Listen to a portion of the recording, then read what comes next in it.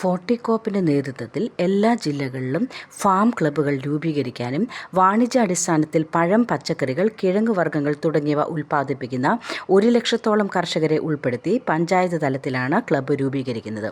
കാർഷിക ഉൽപ്പന്നങ്ങൾ ലഭ്യമാകുന്ന സമയം, അളവ് എന്നിവ മുൻകൂട്ടി മനസ്സിലാക്കി അതനുസരിച്ച് സംഭരണ വിതരണ സാധ്യതകൾ കാര്യക്ഷമമാക്കാൻ ആസൂത്രണം ചെയ്യാനാണിതെന്ന് ഹോർട്ടികോപ്പ് ചെയർമാൻ എസ് വേണുഗോപാലും മാനേജിംഗ് ഡയറക്ടർ ജെ സജീവും അറിയിച്ചു.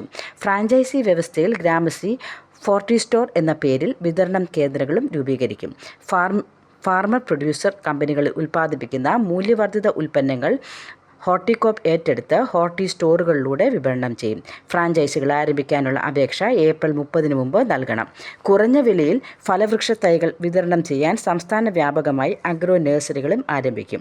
ഇതിൽ സഹകരിക്കാൻ താൽപ്പര്യമുള്ള നിയമപരമായി പ്രവർത്തിക്കുന്ന നഴ്സറികൾ ഏപ്രിൽ 30 മുമ്പ് അപേക്ഷ നൽകണം. ഗുണനിലവാരം വിലയിരുത്തി നഴ്സറികളെ തിരഞ്ഞെടുക്കാനും ഹോർട്ടികോപ്പ് അറിയിച്ചു.